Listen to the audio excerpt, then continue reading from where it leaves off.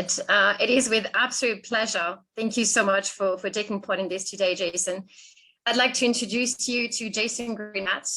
Jason is a diplomat, a lawyer, and commentator who served as an assistant to the president and the White House special envoy to the Middle East in the Trump administration. In this role, Jason served as one of the chief architects of the Peace to Prosperity plan between Israel and the Palestinians, and was one of the key players in laying the foundation for the Abraham Accords. He is the author of the widely acclaimed book, In the Path of Abraham, which I had the great pleasure of reading, wonderful read, which chronicles his time at the White House and the Trump administration's work with Israel and the broader Middle East. Jason is a sought-after interviewee and opinion contributor for many prominent media organizations about today's Middle East. He remains involved in working towards peace and prosperity throughout the Middle East, focusing on creating what he calls a Middle East 3.0 by building economic bridges between Israel and its Arab neighbors. Jason, again, thank you so much for taking part in this today. I'd like to jump right away into my first question. The Abraham Accords. Obviously, you've been an architect of the Abraham Accords. It's been a tremendous success so far, 3 years on. And yet today, I think that geopolitical development in the Middle East have led many journalists, media, influencers, and of course, policymakers to question normalization in the sense that Saudi Arabia appears to have pivoted slightly towards Iran. China is also becoming a player in the Middle East. And I'd like to know your take on this, your reading of Saudi Arabia's decision to pivot towards Iran and the perception that people have had that maybe this decision is actually pushing Saudi Arabia away from normalization and positioning Saudi Arabia against Israel. I'd like to understand, first of all, from your experience, what you think we should do, and also, what to make of it, what to make of those geopolitical developments today. Sure. Thank you, Catherine. Thank you, everybody, for hosting me today. Look, you're touching on, and David touched on, one of the most important questions of the day. Just when you thought it was normal in the Middle East, it's abnormal once again. But abnormal to those of us who support Israel. We're wondering, how does this pivot affect Israel, affect the Abraham Accords? So I'll give you my take, but understand, of course, that we're essentially watching a 30-dimensional chess game. Any one issue can change things pretty rapidly. I'm not concerned for the Abraham Accords themselves. I think Israel and the UAE, Israel and Bahrain, even Israel and Morocco are doing just fine. People speculated as to whether or not Saudi Arabia would join the Abraham Accords in one form or another. Perhaps, if President Trump had a second term, that might have happened. I'm not sure. People speculate about that all the time, but speculation, in my view, is worthless. We have to just see the reality, and the reality is that Saudi Arabia is changing its society and its country very rapidly, very dramatically, all in many positive ways. They're changing their social structure. If I think back to 2017, when I went to a Starbucks on my first trip to Riyadh, where there was a men's entrance and a women's entrance and a family entrance, and you barely saw women on the street. And I fast forward to January of 23, just a few months ago, when I took my wife and some of my kids on vacation there. And there were women all over the place, out in the open, both in government working and in shops and in areas of entertainment. It's remarkable how much progress they've made. They're also building these unbelievable projects. So Saudi Arabia's focus right now is Vision 2030. They want to do everything they can to get it done. And that means they have to do everything they can to prevent Vision 2030 from being stymied in any way, shape, or form. And what does that mean? They recognize that the Biden administration has been less involved. Some say abandoned. I think abandoned is a bit strong, but they've been less involved in the Middle East. That has likely frustrated not only Saudi leadership, but most of the leadership in the Gulf. And they have no choice but to turn to Iran, not necessarily as a trusted partner or ally, because I don't think they trust the Iranian regime much. But I think their view is if they could take the temperature down, reduce rocket fire coming from Houthi terrorists and others, reduce any kind of tension in the region by having a rapprochement with Iran, with their eyes wide open, that's what's good for Saudi Arabia. And I think the the approach that people sometimes make, especially people like us who are so supportive of Israel, is we tend to look at things through the eyes of being Israel or Israel supporters, but we really have to look at this equation as being, as understanding what's good for Saudi Arabia. When MBS does what he does, he asks himself, what is good for Saudi Arabia? And I think what he's doing is good for Saudi Arabia. It's not necessarily bad for Israel. It's a bit too soon to tell. It doesn't mean that he's not interested in normalization with Israel, but in today's political climate, especially with the United States being removed so much and China wanting to play a bigger role, I think that that is the reason that Saudi has done what it's done. I see. I want to go back again to the Abraham Accord, and NET, of course, has done tremendous work, to that effect in trying to, to accompany, the process of normalization in the work that we have done. What would be your advice in terms of what is it that we can do to ease the process, and what areas would you think we should maybe tackle more and more actively? I would say that there's two main approaches. The first is education. I think David mentioned it in the beginning of the talk, which is we need to reach out to all friends and allies of Israel and potential friends and allies of Israel, in particular in Europe, to teach them the truth about Israel's situation, to teach them the truth about the Israeli-Palestinian conflict, to teach them the truth about the Abraham Accords. Visits to Israel are very, very important. The more people understand that the region has changed so dramatically, the more support we're going to have. And the more that we have support, the more that those people, those influential government figures and others can then talk to the GCC, those who haven't yet signed the Abraham Accords, the better off we will all be, and certainly the better off Israel will be. The second is what I am seeing in the media these days is not criticism of the Abraham Accords, but sort of veiled criticism of the Abraham Accords, that it isn't what it meant to be. It isn't, it didn't turn out to what it meant to be because it left the Palestinians behind.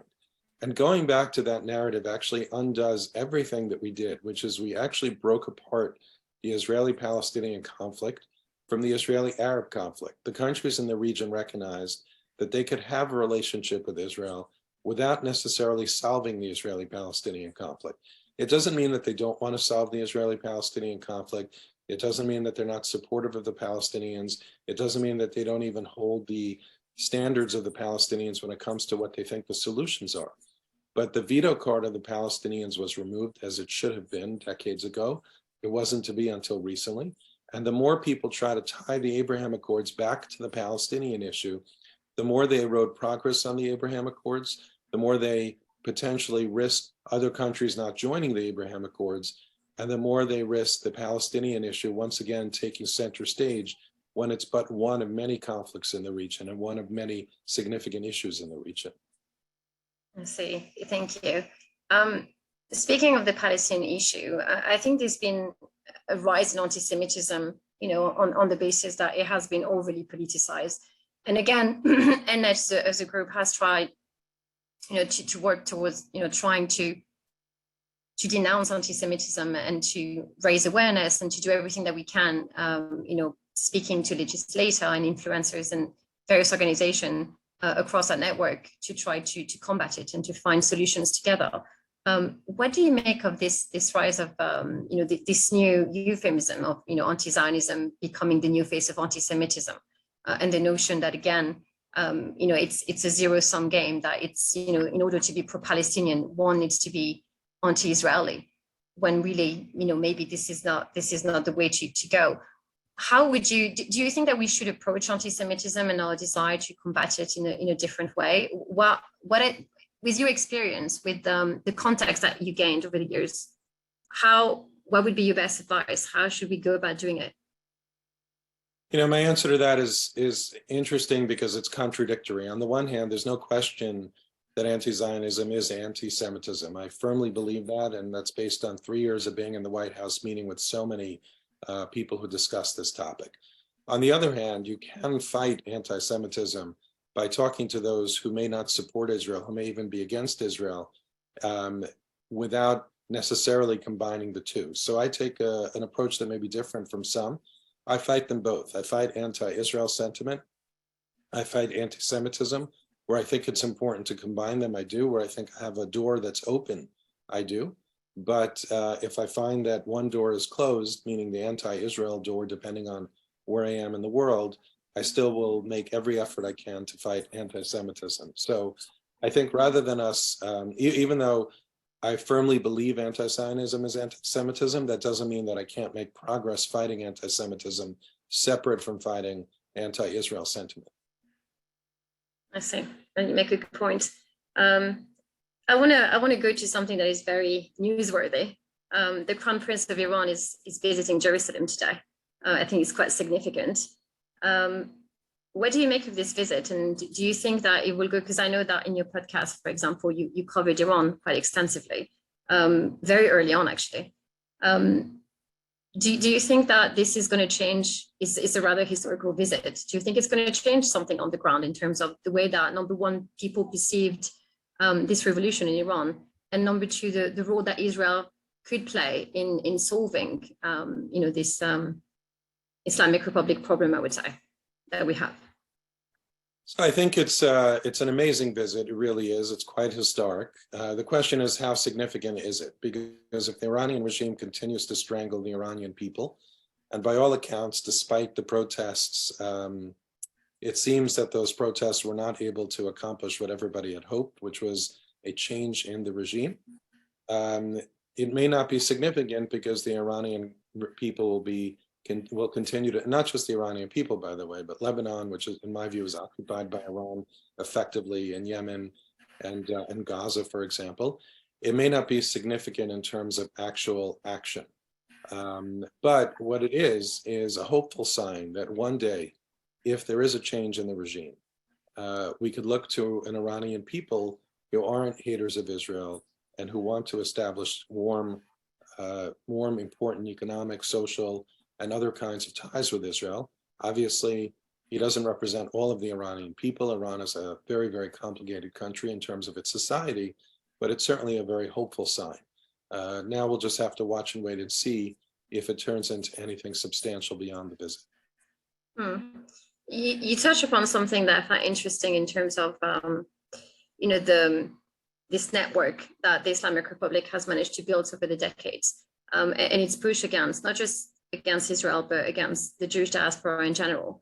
And I'm just curious, how could we best address, the issue of this bias towards Israel and the Jewish community in general, and the double standards that we're being held to?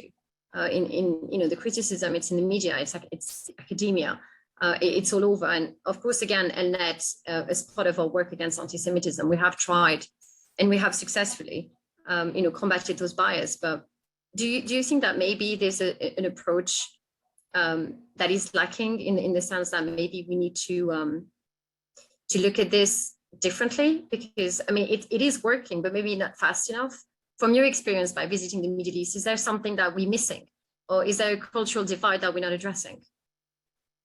I think from my experience, I can't speak necessarily to what we aren't doing, but I could tell you what I've been doing that I think has been effective. And I was a social experiment, right? Regular guy plucked out of my home in Teaneck, New Jersey to go to the highest levels of power in Washington, D.C. And I was able, honored, blessed really to speak to the highest level of powers in the Middle East. And what I did was just speak the truth. I realized that some of these people don't necessarily know anything different. They've been taught so many things over the years, they believe them to be true. And as I poked and prodded and had conversations with them, I realized that they don't actually know the facts. What they were able to recite to me is what they were told, not necessarily what was true. And almost without exception, they were willing to listen. It doesn't mean that they left the room agreeing with me, but it means that they were willing to listen. So I think one of the most important things we could do is, of course, listen to them respectfully to understand what it is that they believe, what it is that they're saying, but then be willing very diplomatically and professionally and respectfully to tell them the way you see it and back it up with facts. There are so many times that I had conversations ranging from leaders all the way down to regular citizens of these countries in the Middle East. And after I spoke that way, they, thought about it and said, you know what, I never understood that. I didn't realize, for example, that there were two Jewish temples on what you call the Temple Mount, or what we call Haram al-Sharif. I didn't realize that the Israelis put in security measures to to make sure Muslims are praying safely at Al-Aqsa Mosque, no different than Saudi Arabia might do for Mecca. They're the country, the host country of these things has to put in safety measures. I didn't realize that the Palestinian Authority pays Palestinians to harm and murder Israelis. There are so many things that they just have absolutely no idea about because their media rarely covers it. They're taught certain things in school, and they've just grown up believing it. So I don't fault them for it, and they're almost always willing to engage. Perhaps, I'll just give you one incident that summarizes it very well. I was at a conference in Europe once. It was, I'll say it was an anti-Trump, anti-Israel, pro-Palestinian conference, just to give you the flavor of the audience, a couple of hundred people in the audience. And after the Q&A, where I spoke the way I'm speaking to you now, a woman from Lebanon came up to me and she said, look, Jason, I don't agree with your policies. I don't like what President Trump did, for example, recognizing Jerusalem as the capital or moving the embassy of the United States to Jerusalem. But I have to say your candor was refreshing. And I'm now going to sit and learn the Middle East a little bit better, learn about Israel, learn about Jews and their historical place in the Middle East. So I'm not pretending that I changed her mind. Certainly I didn't. But what I did do by being completely frank and honest and unafraid is have somebody come up to me from Lebanon, which, many argue that Lebanon will be the last country to sign the Abraham Accords if they ever sign it. But to look at things with an open mind. People are much more open-minded today than you'd think. Social media has opened up so many, for good and for bad, social media has opened up so many ways to reach people. I see. Do you think that we're missing, because we're expecting people to, to learn from us and to actually reach out so that we could tell them who we are and how we want to formulate our future. Do you think that maybe we could do more in terms of reaching out to them and allowing them to tell us who they are and what is it that they want? I think you should. I think that, I'm one person. I'm not an organization. It's basically me and my family. I travel to the region mostly alone, but sometimes with my family. I meet the leadership there in some countries. My family has met some of the leadership there. And in every case, I should say, we talk about Israel. And we talk about it with refreshing honesty. Look, some of these countries have their own concerns. It's not as if they're anti-Israel, but some of them have their own safety concerns, in particular as it comes from the Iranian regime. And they explain to me what their concerns are. And when you think about it, sometimes they're right. Again, it's not necessarily only looking at it through Israeli eyes. There are certain things I wish that some of these countries would do, for example, Qatar, but they have their own threats against them, if you will, from the Iranian regime. So, just like Saudi Arabia is now having a rapprochement with Iran, and they're all starting to talk to Syria, and while Qatar has hosted Hamas for a while now, Riyadh is hosting Hamas. All of these things, in their view, are necessary to keep stability in the region. They're not anti-Israel. They're not really anti-American, though clearly they're sending a signal to America. This is what happens when you abandon us and we have to look elsewhere.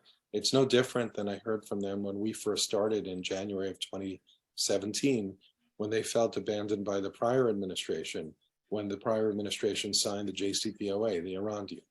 So I think the more you reach out to them, the more they can explain their positions, the more you can explain your positions, and the more potential connection you can make on issues where you can connect. And then, of course, you have to accept the fact that they're going to do things that make us feel as uncomfortable, maybe uncomfortable for me as a Jew, uncomfortable for me as an American, uncomfortable for me as an Israel supporter. But I can't necessarily tell a country, you can't do that. I have to understand where they're coming from and try to explain my side of the story and hope I improve things along the way. And I think your organization, which has much bigger feet than me, can do the same. But what about, would you say that there's a disconnection between, because you had talk obviously with state officials, diplomats. Do you think there's a disconnection between the wishes of officials across the Middle East in terms of their relation towards Israel and the Jewish diaspora by extension, and the actual wishes of the people? Are we on the same wavelength? Because sometimes I feel that there might be a disconnect that we're missing out, and that could be beneficial for us to understand. And of course, you have so much experience in this. Well, again, what would be your advice? Yeah, so there's definitely a disconnect, not necessarily because people know better. There's a disconnect because they don't know better.